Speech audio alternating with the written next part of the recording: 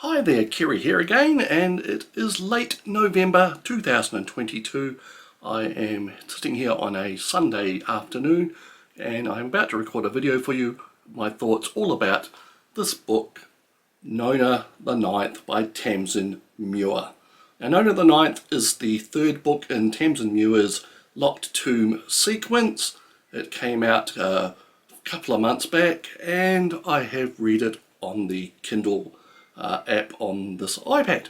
Now, Nona the Ninth is a bit of a frustrating, confusing read for me. I have a love and hate kind of relationship with this entire series. I enjoy the characters that Muir writes, I enjoy some of the settings, but her plots are really frustrating to me and they're kind of opaque. I always get the feeling that I'm missing something really important when I'm reading her books. I don't know what it is. Maybe there's some secret forum online that explains everything, which I'm not party to. I don't know what it is. Now, this book starts out as the story of Nona herself. Now, she is a young woman who woke up 6 months prior to the start of the story and finds herself in somebody else's body. Exactly whose body it is one of the mysteries of the book. And Nona is like a wide-eyed innocent. She's like a child. She has to be taught how to do everything. And but as she is to society a 19-year-old, she can't go to school, but she attends classes as a teacher aide, sits in some of the classes, and when there's other things that are too tough for her, she goes out and like walks the dogs or looks after the smaller children. Now, Nona's world is unlike the earlier books, which were kind of gothic sci-fi type thing. Nona's world is very much like our own. It's like a 21st century civilization, but it's under threat. There's this mysterious blue sphere in the sky, which turns out to be a resurrection beast or something similar to that, which was a key part of the previous book, Harrow the Ninth, but not much of it is explained about that. And her world, it contains things like TVs, guns, cars, trucks, apartment blocks, all that type of thing like we'd live in. Now, this is a bit of a jarring change from the earlier books. It's not really explained too much. It's that this is a colony world under the control of the cohort, which is like the empire run by the god emperor John Gaius. And the cohort forces on this world seem to be under threat by the Blood of Eden militants, which were introduced in the earlier book again. And society is breaking down. The influence of the blue sphere, the resurrection beast called Varum apparently, is driving everyone slightly crazy, and people are being burnt for being necromancers and zombies, and people are being shot in the streets, and there's bombing and shelling and everything going on. And in this world, Nona is like a perfect innocent. She learns all these things as well as, you know, just appreciating things like the beach and a upcoming birthday party. And she's got friends who are slightly younger than her, who are all kind of like tough street kids who also attend her school, and they all have nicknames like Hot Sauce and Honesty and Beautiful Ruby, all sorts of weird names like that. And she gets along with this gang and she wants to be part of the gang.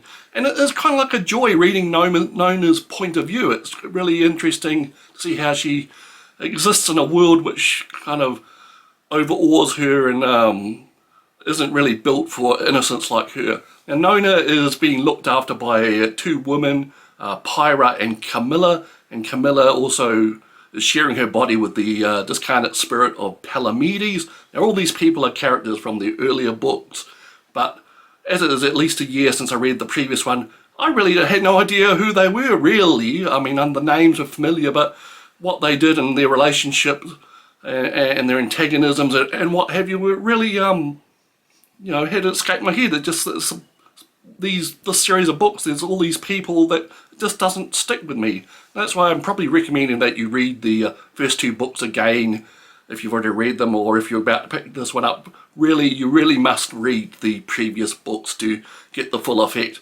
I have left it over a year and I was just left confused. There's all sorts of people in this book with names that are familiar to me from the earlier books, and all their rivalries and backstabbing and what have you just kind of went right over my head because it just wasn't a recent memory.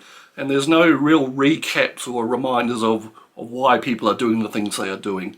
So anyway, Nona gets caught up in all these things that are going on to do with the Empire and the Blood of Eden and what have you, and turns out she's going to have a crucial part to play in the events that are to come.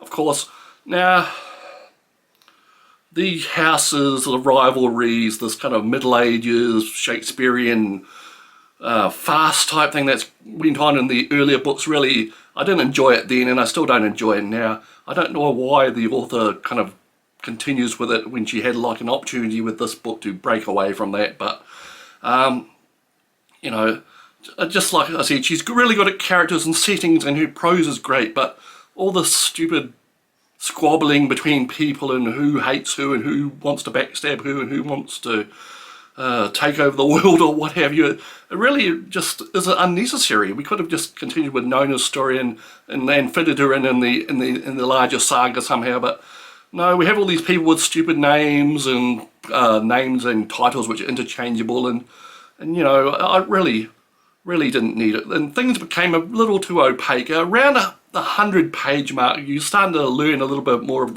why things are as they are, and why these people are here and what are they doing. About the 200-page mark, you think, oh, it's building to some type of climax, but then about page 300, it's plodding along, and it just becomes really opaque. Why is this person doing this? Why is this person doing that? It's not clear. But there's these significant things are supposedly happening, and I just really didn't understand what the significance was. Why was this so important that this person said this to this person? Who knows? It was just so it was kind of fuzzy. It's like I wasn't really getting the story from what the author was writing in the book.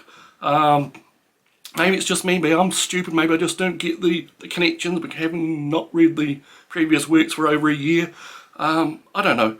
I enjoyed, you know, there were little nuggets of great stuff in this book. There's great stories, great characters.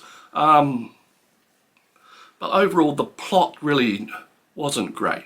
In between chapters, we also have this kind of interstitial thing where I think Harrow, a character from the previous book, previous two books, is talking to John Gaius, the God Emperor, and we over several of these sections we learn his backstory on how he become the god, and that really fell flat. It didn't really convince me. It was kind of weird, probably because part of it was because he, like the author Tamsyn Muir, who is a New Zealander, John Gaius started out in New Zealand as some type of researcher, and essentially he discovered he had godlike powers, and in the end he destroyed the solar system and most of the people in it.